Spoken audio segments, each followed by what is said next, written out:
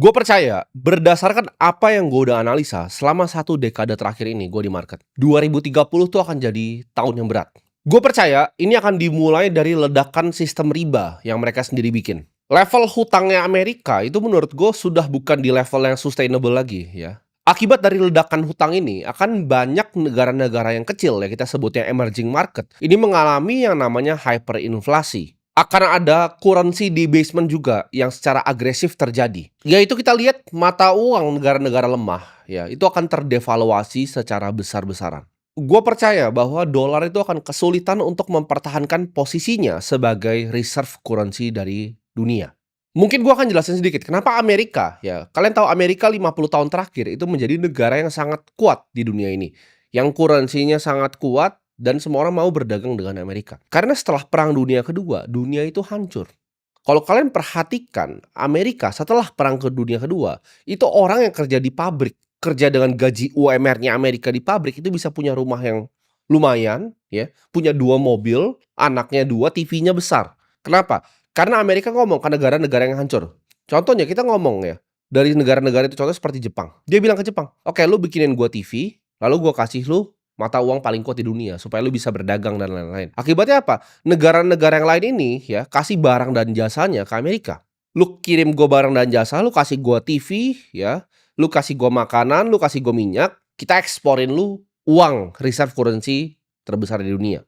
Jadi negara-negara yang sudah hampir hancur ini ya disuruh kirim barang dan dikasih USD. Setelah negara-negara ini semua bangkit, mereka bilang, tunggu dulu. Sekarang apa? Gue nggak mau cuman kasih barang dan jasa terus dikasih kertas. Masa kita ngelanjut kirimin barang lu cuman buat uang yang lu cetak?" Mereka mulai sadar nih negara-negara ini. Jadi kalau kalian tanya, sebenarnya US dollar itu di-backing sama apa sih? Apakah di-backing sama emas? Kan itu udah lepas ya. Di-backingnya jawabannya sama militer Amerika Serikat sendiri. Jadi karena militernya kuat sekali, dia bisa ancam-ancam orang pakai US dollarnya. Itu adalah backingan US dollar. Kapal-kapal itu. Tapi kan sekarang militer teknologi seperti gua ngomong, tank itu sudah tidak ada gunanya. Tank yang ada perang Ukraina Rusia itu ditabrak sama drone yang bawa bom langsung hancur tanknya. Satu drone yang mungkin nanti sisanya harganya cuma $100, itu bisa hancurin tank yang mahal sekali. Sama seperti pesawat bisa dikejar nanti. Jadi ini warfare akan sedikit berubah dan yang kita tahu sendiri, perusahaan defense nomor 1 di dunia. Orang banyak yang kira mungkin Palantir ya atau yang lain. Jawabannya adalah DJI. Drone yang kalian lihat itu jualan di mall, itu perusahaan defense teknologi nomor 1 di dunia sekarang. Dan itu perusahaan apa? Perusahaan Cina. Jadi kalau kita ngomong secara militer, Amerika sudah tidak di depan. Jadi yang backing USD ini sudah tidak ada. Jadi kalau kita lihat dari Rusia, Cina, ya, mereka sudah stop beliin utangnya US dalam jumlah yang besar. Jumlah US Treasuries yang mereka investasikan itu turun terus. Kemarin gue juga lihat ya, Jack Dorsey pencipta dari Twitter, dia bilang bahwa bagus untuk mendelete semua intellectual property law. Ya, jadi hukum tentang intellectual property, kekayaan intelektual, itu harusnya dihapus. Karena era sekarang sudah tidak ada yang namanya kekayaan intelektual, semuanya bisa dibikin oleh AI. Dan Elon Musk itu setuju dan banyak teknokrat yang lainnya yang setuju. Gua pun juga salah satu orang yang setuju. Dunia ini akan menjadi dunia baru, dunia yang berbeda. Kita akan lihat kejatuhan US itu dari US Treasury dulu. Kita bisa lihat juga unemployment rate yang nanti akan melonjak tinggi. Kenapa? Karena 40% ini data dari McKinsey akan digantikan di 2030 oleh artificial intelligence. Dedolarisasi itu akan terjadi juga ya. Dan negara-negara lain yang gue sebut tadi itu akan bangun. Gue kasih contoh aja ya, ini mungkin masih jauh sekali dan masih unlikely, tapi negara penghasil minyak terbesar seperti Saudi, ketika dia trade berubah dari USD jadi yuan, itu akan meledak US. Tapi itu unlikely untuk terjadi. Ketika itu terjadi tapi akan negara lain ikutin dan akan ada namanya global liquidity freeze. Market obligasi itu akan crash dan akan ada mass repricing ibaratnya dalam aset-aset seperti saham, obligasi, dan juga properti. Capital flight dari US Treasury akan mengikuti ya. Sistem kredit ya, sistem riba dan hegemoni US itu akan hancur. Dan ini akan meng-create panik yang luar biasa, widespread di seluruh dunia yang bikin orang nggak percaya sama bank sentral dan juga uang fiat. Nah, gue percaya ke depannya AGI ini akan mengubah semuanya. Menurut gue AGI akan hadir dalam antara 10 sampai 40 tahun lagi ya. Jadi AGI itu apa? AGI itu Artificial General Intelligence. Nah, bedanya apa antara AI yang ada sekarang dan AGI? Lu bayangin seperti ini. AI sekarang itu seperti kalkulator. Lu suruh 1 tambah 1 dia kasih keluar 2. Dia tidak bisa beneran mikir sendiri. Dia cuma bisa jawab pertanyaan yang lu lempar ke dia dan lakuin apa yang lu suruh ke dia. Ini makanya ada orang-orang bodoh yang kemarin gue bilang drone itu akan gantikan tentara. Mereka tidak paham yang gue bilang. Mereka bilang, oh nanti akan ada orang yang operasin drone-nya. Iya, itu sekarang bos. Itu sekarang. Kalau mungkin masih AI, ya itu mungkin masih ada orangnya. Tapi di saat AI ini sudah berubah jadi artificial general intelligence, kemampuan untuk belajar sendiri, dia bisa belajar musik, dia bisa belajar seni, dia bisa belajar berpikir seperti manusia. Itu jenderalnya pun pasti AGI bukan manusia, kan dia lebih jago pasti dari manusia. Dia bisa belajar main game sendiri, dia bisa belajar jadi lawyer sendiri, dia bisa belajar kendarain drone-nya sendiri. Dan ini sudah tidak dibutuhkan lagi manusia-manusia kebanyakan. Kalau sudah AGI, 99,9% manusia itu tidak dipakai lagi. Kalian harus paham bahwa revolusi besar dalam dunia ini itu selalu dalam dua format. Yang satu kepintaran dan kedua adalah uang. Kepintaran itu apa? Revolusi yang pertama tentang kepintaran itu di saat ditemukannya writing, nulis. Orang bisa share pemikirannya. Itu adalah revolusi kepintaran. Printing press ketika gampang informasi disebar. Itu revolusi kepintaran. Orang bisa nulis, orang bisa bikin buku, orang bisa simpan ilmu, orang bisa bagikan ilmu ke orang lain, bisa bagikan distribusi dalam jumlah yang besar. Internet juga distribusi kepintaran, kalian jangan salah. Revolusi paling besar manusia itu selalu dua. Revolusi kepintaran dan revolusi uang. Dan ini di depan mata kita dua-duanya nih. Revolusi uang itu cryptocurrency, dan revolusi kepintaran itu artificial intelligence. Gue percaya mungkin di kehidupan gue masih lama ya AGI ini muncul. Tapi kalau gue sebut ASI ya, artificial super intelligence, ini cepat sekali teman-teman. Gue adalah pengguna ChatGPT dari beta masih 2022. Gue pelajarin language model semuanya secara detail. Tapi yang fakta yang unik adalah GPT yang sekarang itu canggih sekali dibanding 2 tahun lalu. Canggih sekali. Perubahannya lebih jauh dibanding Nokia ya ke iPhone. Menurut gue, GPT yang gue pakai sekarang dan 2 tahun lalu itu lebih iPhone paling baru ke Nokia yang paling tua, yang paling butut. Lompatannya segitu jauh. Gue nggak tahu nih lompatan yang ke depannya akan seperti apa. Tapi menurut gue kalau super intelligence mungkin dalam 5 tahun lagi.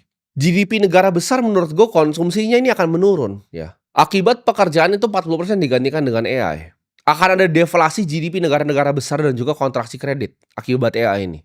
Gua nggak ngasal ngomong, kemungkinan ini semua terjadi di 2030 tuh nggak rendah-rendah amat. Ada probability-nya bahwa 2030 ini akan ada kehancuran. ChatGPT sekarang ya, kalau lu ambil satu orang, contoh misal di kantor gua, itu menurut gua itu 100.000 kali lebih pintar dibanding orang yang lu ambil di sini. Gua tuh akhirnya punya teman tandem untuk ngomong ya, yang level intelektualnya sama. Dan ini bahayanya apa? Ini akan bikin gap intelektual. Contoh kameramen gue yang di sini ya pakai AI dan gue yang pakai itu akan beda sekali ya. Outputnya gua, input yang dikasih sama dia, itu akan sangat berbeda. Karena AI ini makin pintar lu sebagai seorang manusia, dia akan makin ngasih jawaban yang lebih bagus lagi. Jadi ini never ending improvement cycle untuk orang-orang tertentu. Dan ini akan bikin gap yang namanya knowledge. Dulu kan gapnya cuma capital ya. Gua orang kaya sekali, gua bisa invest sana sini. Lu orang miskin, lu gak bisa invest sana sini. Sekarang gua orang pintar, gua orang kaya, gue pakai AI untuk mikir dan gue pakai capital gue untuk deploy ke tempat-tempat yang bisa gue tanya AI-nya di mana. Dan ini udah real ya. Ini udah happen di depan mata lu semua. Gue lebih baik lu ambil semua karyawan gue, lu pecat semua karyawan gue dibanding gue nggak bisa pakai AI lagi sekarang. Karena itu teman gue untuk bikin decision making lebih penting dari semua karyawan gue. Gimana nanti? Sekarang menurut gue udah 100.000 kali lipat lebih efisien dibanding manusia biasa. Artificial super intelligence itu kan 1 juta kali lebih efisien. Dan di saat itu sudah terjadi, ini kita akan lihat dunia yang sangat berbeda. Mungkin ya, ke depannya barang itu bisa jadi murah. Ini gue ngomong positif dulu. Gue bilang barang akan jadi murah. Karena efisiensi mengerjakan suatu barang akan berbeda. Contoh, baju handmade tunic zaman dulu ya. Zaman raja-raja zaman dulu. Itu butuh 1 tahun kerja lu untuk bisa beli. Sekarang lu di Zara, lu ke toko lu bisa beli. Kenapa? Karena biaya produksinya makin rendah. Ke depannya kalau AI udah canggih sekali, semua barang dan jasa itu akan jadi murah sekali justru. Manusia harusnya makin sejahtera. Tapi kan gue tahu banget manusia sifatnya apa? Serakah. Ya, tukang iri, greedy, serakah semuanya. Fear, takut. Apa yang akan disebabkan kalau misalnya ini bikin semua jadi murah? Ada orang-orang tertentu yang nggak mau itu terjadi. Akhirnya manusia-manusia yang nggak penting ini akan disingkirkan nanti ke samping. Kalau lu lihat di Cina ya, robot itu udah ngelipetin handuk ya. Jadi handuk di Cina di hotel itu udah bukan manusia yang lipat. Itu sudah robot semua. Nggak usah jauh-jauh, lu makan di Haidilao aja nganter kadang udah robot kan. Itu tinggal masih ada manusia yang ngambilin aja. Nextnya robotnya humanoid, dia taruh sendiri. Orang baru lihat AI itu cuman gantiin coder ya, cuman gantiin marketer, cuman gantiin ilustrator. Ada yang bahkan bilang juga, oh enggak, AI nggak bakal gantiin coding. Coba deh lu lihat ya, batch paling baru di Y Combinator itu banyak yang programmernya 0. Founder yang nggak bisa programming bahkan. Gue paham lu harus ngerti basic logiknya juga karena gue juga bisa programming. Cuman jawabannya adalah ke depan ketika ini udah super intelligence, lu udah nggak butuh lagi gitu. Argumen programmer sekarang kan kalau entar ada buggy, entar siapa yang benerin? Ya programmer. Ya itu sekarang, Bos. Sama seperti marketer, oh masih kita yang implementasikan AI sebagai alat bukan menggantikan, lu goblok banget gitu. Lu bahkan belum tahu cara pakainya. Lu kalau tahu bahkan yang sekarang aja cara pakai yang kayak gue yang pakai, lu nggak akan bilang itu lu membantu implementasikan, lu digantiin. Nanti di seluruh rumah lu itu akan ada pembantu robot, ada PT robot, semuanya robot. Nah sekarang pertanyaannya kalau kita udah tahu ini semua, lalu solusinya apa? Gue belajar dari, ya ini mentor gue yang jauh yang gue nggak pernah sempat ketemu tapi sudah meninggal, yaitu Charlie Munger. Charlie Munger selalu ngajarin gue. Dari semua yang dia ngomong di depan itu dia selalu ngajarin invert, invert, invert. Pikir kebalik, pikir kebalik, pikir kebalik. Ini kan kita lihat nih, ke depan ada krisis ya. Kita harus lihat secara sistematis. Nah, kita gimana cara invert pemikiran ini? Gue kasih contoh ya, maksudnya invert itu apa? Lu punya restoran nih. Gimana caranya restoran lu bangkrut? Lu mau restoran sukses, lu mikir gimana caranya restoran lu bangkrut. Oke, cara pertama restoran bangkrut itu apa? Makanannya nggak enak. Kedua, servisnya, coba aja staff lu maki-maki semua customer lu yang masuk. Itu gue yakin dalam 2 minggu restoran lu bangkrut. Nah, lu udah tahu kan, 2 ini yang bikin bakal bangkrut dalam 2 minggu. Jadi apa yang harus dilakukan? Adalah bikin makanan yang paling enak dan customer service yang paling lama. Itu ada konsep pikir invert, ini gue selalu pakai. Bahkan di matematika, di semua ini selalu gue pakai. Cara pikir kebalik. Lu cari potensi masalahnya, lu pikir kebalik, nah lu selamat. Nah, menurut gue, cara pertama adalah lu harus potong semua noise dari yang masuk ke otak lu, ya. Lu hapus semua media-media propaganda, lu jangan pernah nonton TV lagi. Virus yang paling berbahaya nanti dekat-dekat ke 2030 bukanlah virus yang bikin lu sakit fisik, tapi virus yang masuk ke mental kepala lu. Propaganda, ya, dan manipulasi media internasional. Potong otak lu dari semua konten gak penting. Setiap hari lu coba belajar hal baru yang bagus. Coba lu bikin notes setiap hari, lu catat ya. Pengetahuan lu setiap hari nambahnya di mana. Lu tanya gitu semuanya setiap hari. Jangan lu telan mentah-mentah semua informasi yang lu dapat. Lu belajar ya, Austrian Economics itu apa? Sistem ekonomi yang seharusnya terjadi di dunia itu seperti apa? Free market yang benar itu seperti apa? Lu harus ikuti yang namanya kebenaran, bukan ikuti sekedar tren. Kalau lu mau hancur ya lu dengerin terus media propaganda, lu dengerin terus, ada demo di sini lu ikut, itu lu ikutin terus, lu akan hancur hidupnya. Apalagi ketika nanti gue bilang tadi, ya kan? Hegemoni US ini mungkin goyang nih, sistem kreditnya goyang nih. Apa sih yang kita harus lakuin kalau sistem kreditnya goyang? Mata uang negara-negara lemah tuh akan apa? Devaluasi. Akan ada hyperinflasi. Turki mungkin meledak nanti negaranya. Argentina mungkin meledak negaranya. Nah, kalau lu jadi orang yang tinggal di Argentina atau tinggal di Turki akan ngapain? Gua nggak bisa ngomongin di sini ya, lu nilai aja sendiri. Orang udah mulai lari-lari di mall beli emas. Lu mungkin ketawa kan dilihat itu. Tapi suatu saat 2030 ada yang terjadi. Mereka itu at least masih punya uangnya sendiri, tapi mereka mungkin bisa ditodong orang di rumahnya, dirampok emasnya. Lu harus punya uang lu sendiri, ya. Mereka mungkin emas ya, karena emas kan orang dari dulu bilang God's money, uangnya Tuhan mas, ya. Kalau gue suka uang gue sendiri ya formatnya Bitcoin. Lu harus punya uang lu sendiri yang nggak bisa dirampas orang, yang nggak bisa didevaluasi sama orang, dan nilainya sama. Lu harus keluar dari sistem fiat, ya. Lu antara simpan Bitcoin atau lu simpan emas, terserah gitu. Gue lebih suka versi digital ya, gue lebih pro Bitcoin. Tapi buat yang emas gue nggak judge juga gitu. Lu juga harus punya visi ya, akan di dunia ini apa sih lu dilahirkan di sini untuk kerjain gitu. Kalau lu tanya apakah gue cuman di sini untuk uang, kalau cuman untuk uang ya gue kasih tahu dari 3 tahun lalu gue udah bisa hidup sangat nyaman, gue udah pensiun, gue udah selesai. Gue di sini karena gue masih mau ingetin orang-orang kayak lu semua gitu. Duit itu udah nggak ada artinya untuk orang seperti gue. Gue cuma pengen bikin dunia ini jadi sedikit lebih baik. Karena gue beneran kasihan lihat teman gue tuh yang teman SMA gue sendiri ya. Personal trainer, lumayan duitnya ya, puluhan bahkan sebulan sampai bisa ratusan juta. Cuman ngajarin personal trainer, terus dia ngambil endorse ya kan dari brand-brand. Tapi dia setiap kali nongkrong sama gue, setiap ngopi sama gue nanya, "Tim, ini gue harus investasi kemana? Gue harus investasi kemana?" Itu menurut gue yang salah sama sistemnya. Dia tanya Bitcoin ya entry-nya harga sini bos. Lu ngajar fitness aja gitu. Harusnya lu dibayar pakai sesuatu yang tidak pernah kena devaluasi lagi. Gue percaya kalau sistem moneter di dunia ini fair, dunia akan jadi lebih baik. Jadi lu pilih satu cost yang lu pengen kejar pakai nyawa lu, dan lu siap di sana. Kalau lu tanya gue, apa sih satu cost di dunia ini yang gue siap mati adalah benerin sistem moneter ini. Karena dari dulu gue udah kena, gue korbannya gitu. Gue korbannya yang keluar dari sistem ini. 2030 tuh gak akan jadi kehancuran untuk kalian yang dengerin omongan gue ini. 2030 tuh akan jadi great reset untuk mereka yang goblok. Mereka yang ngata-ngatain gue yang, oh ngapain beli emas, ngapain beli Bitcoin. Ini 2030 bakal mati nih. Di saat gue bilang tadi ada masif asset repricing dari saham, obligasi, sama properti, ini mati nih semua ini nanti. Itu akan jadi great reset untuk mereka yang bodoh dan tidak siap. Di reset dunia ini ya, boomer-boomer goblok ini di reset nih yang udah tua ini. Mereka udah mau pensiun terus jadi miskin, uangnya ke gue nanti. Ini akan ada reset gitu. Tapi buat yang nggak bisa paham ini, nggak bisa lihat ini, lu nggak usah percaya omongan gue, lu tanya aja AI, kemungkinan apa sih yang terjadi ya. Sekarang nih, lu ke ChatGPT, ya, lu ke DeepSeek, Lu Claudesone, lu tanya 2030 itu potensi krisisnya apa? Lu jangan percaya omongan gua, lu cari di Google. Lu hanya punya sekitar 5 tahun, 1825 hari dari sekarang untuk asah skill lu setiap hari jadi orang yang lebih baik ya, kerja lebih keras. Bersiap ketika krisis lu datang, lu selamat, lu pakai inversion tadi yang gua udah kasih ajarin. Kalaupun kita bilang dunia ini hebat deh, nggak terjadi 2030, lu akan jadi manusia yang jauh lebih baik. Manusia yang jauh lebih siap untuk menghadapi krisis-krisis selanjutnya. Karena setiap 10 tahun sekali itu selalu ada krisis hutang yang besar yang meledak. Gue bukan prediksi ini kayak gue semacam Nostradamus, enggak. Gue cuma lihat historical data, bisa repeat, bisa ngulang, bisa nggak ngulang gitu kan. Tapi ya biasanya history itu selalu nggak repeat tapi dia rhyme. Layaknya mobil gitu kan, punya airbag. Lu nggak mau tabrakan kan? Kenapa lu beli misalnya contoh, lu beli Mercy S-Class nih. Ada airbag semua dari samping. Kenapa lu mau beli yang mewah sekali? Karena kalau kena tabrak lu pasti selamat. Kayak BMW seri 7 tuh lompat dari tol tapi selamat. Itu kalau coba LCGC udah mati pasti orangnya. Ya kan? Itu karena BMW seri 7. Safety-nya aman sekali. Tapi kan lu kalau lu beli seri 7, lu nggak berharap lu lompat kan dari jalan tol. Lu nggak berharap kena tabrak. Ini sama ya, mau terjadi atau nggak terjadi, ada lebih baiknya lu berubah gitu. Stop dengerin media propaganda, lu punya uang lu sendiri. Ada baiknya siap payung sebelum hujan. Lu harus punya kepintaran untuk lihat sistem finansial ini dengan apa adanya dan kebenaran.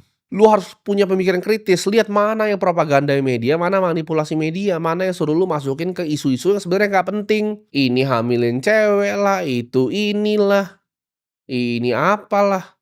Itu kan permainan mereka semua. Lu belajar manfaatin AI sekarang, karena AI cuma bisa dimanfaatin sekarang. Sebelum dia yang manfaatin kita. Sebelum dia jadi terlalu pintar. Lu harus belajar untuk belajar. Gua kasih tahu ya, lu kalau belajar di pace yang lebih cepat dibanding dunia ngejar pelajaran yang lu sedang pelajari, lu akan jadi manusia yang superior.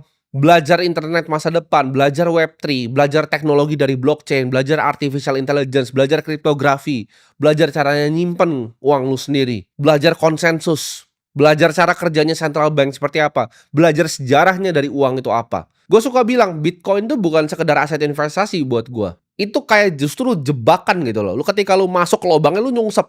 Lu langsung pelajarin sejarah uang, lu pelajarin semuanya. Itu kayak game yang ketika lu pelajari, lu jadi belajar banyak sekali hal. Lu belajar ketemu Austrian Economics, lu ketemu sejarahnya uang, lu ketemu cara kerja central bank, lu belajar semuanya dengan belajar Bitcoin.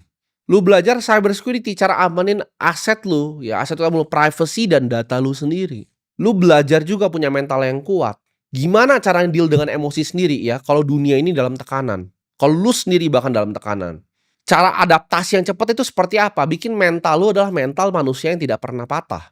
Satu-satunya yang lu bisa kontrol di dunia ini, lu tidak bisa kontrol ya 2030 apa yang mau terjadi, AI itu bakal jadi sepintar apa. Tapi satu yang lu bisa kontrol adalah pikiran lu sendiri. Jadi jangan pikir lu di hidup ini lu adalah manusia yang gak hoki, lu adalah manusia yang depresi. Itu kan semua jadi kenyataan, karena itu semua cuma dari pikiran lu. Jadi yang lu fokus untuk kontrol dan atur adalah pikiran lu sendiri.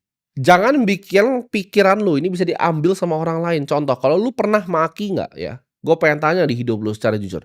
Lu pernah maki seorang politisi nggak di sosial media? Kalau lu udah pernah lakukan itu, ya, berarti otak lu, bola mata lu, ya, itu udah dibeli sama orang pakai sistem ratusan miliar yang buzzer yang mereka bikinin untuk ngarahin otak lu ke sesuatu yang mereka mau. Lu udah kena yang namanya manipulasi media dan propaganda massal. Itu gua kasih tahu sistem buzzer yang mereka punya itu ratusan miliar harganya. Ya, gue tahu karena gue punya teman yang mengerjakan itu. Itu kompleks sekali sistemnya untuk bisa manipulasi lu untuk maki-maki orang yang bahkan lu nggak pernah ketemu. Lu fokus lakuin sesuatu yang bisa benefit dunia ini dalam skala yang besar. Makin besar value yang lu bikin di dunia ini, makin besar akan lu hasilkan. Gue nggak pernah ragu ya sedetik pun sama di diri gue, sama apa yang akan gue capai dari gue kecil. Gue sudah bilang kan, selalu ya. Kalau gue mau jadi orang kaya yang egois 3 tahun tuh udah selesai gue. Hidup gue sudah selesai, game over. Anak gua nggak perlu kerja lagi, cucu gua nggak perlu kerja lagi, cucu guanya lagi tuh nggak perlu kerja lagi. Uangnya semua gua rapihin, ya gua bikin trust untuk aset-aset properti gua, running family office gua, ya gua beli indeks saja, pensiun dari market nih. Ini bahkan dengan pensiun dari market, gua beli indeks saja 7% setahun, udah itu sampai bawah-bawah generasi gua udah selesai. Satu pun ya yang hidup di negara ini nggak ada yang pernah akumulasi aset lebih cepat dari gua. Ini bikin sendiri ya, bukan anak orang kaya ya, bikin sendiri. Nggak ada yang pernah akumulasi aset lebih cepat dari gua selama 10 tahun ini. Tujuan gue, ya gue pengen bantu kalian semua keluar dari sistem keuangan busuk ini. Supaya kita bisa bikin revolusi sistem moneter yang baru. Gue di sini nggak datang sebagai guru, ya. Gue datang sebagai tahanan, ya. Gue sama kayak lu semua dulu tahanan yang udah lolos, yang pengen bukain mata lu. Dan di sini gue pengen tanya sama lu, sampai kapan lu mau nunduk? Ya, hidup nunduk terus gitu. Padahal lu semua gue yakin itu dilahirkan untuk berdiri di panggung sejarah. Dunia ini nggak akan selamatin lu, hanya diri lu sendiri dan keputusan lu hari ini yang akan selamatin lu. Gue tahu bahkan beberapa yang nonton ini ada yang nonton di kafe ya. Lu perhatikan kalau lu buat lu yang lagi nonton di kafe, lu perhatikan sekitar lu. Itu adalah generasi yang sudah rusak gitu. 80% mungkin lagi scrolling TikTok atau ada satu lagi yang nonton Netflix. Itu generasi yang sudah rusak. Satu generasi ini udah hilang dibunuh sama TikTok ya, media dari Cina itu, dibunuh sama Netflix dan dibunuh sama sistem riba. Tapi bukan kalian. Ya makanya gue ajak kalian buat tinggalin sistem ini. Ambil alih lagi bola mata lu. Jangan lu maki-maki orang yang lu gak kenal di sosial media. Ambil lagi uang lu sendiri gitu loh. Dan lu ambil balik lagi jiwa lu. Semangat lu itu. Pelajari kebenaran. Miliki Bitcoin. Kuasai AI. Dan kuasai masa depan lu sendiri. Pada saat nanti dunia runtuh di 2030 ya. Mereka menangis dan kita akan memimpin di sini. Karena gue sebut di sini ya. Kita bukanlah generasi yang dilahirkan tuh jadi generasi yang nyaman. Kita adalah generasi ya yang ditakdirkan untuk mengakhiri perbudakan-perbudakan ini. Dunia itu sedang menunggu ya nama-nama kalian nanti ditulis di sejarah. Dan ini ya, ini semua adalah awal dari kebangkitan kita.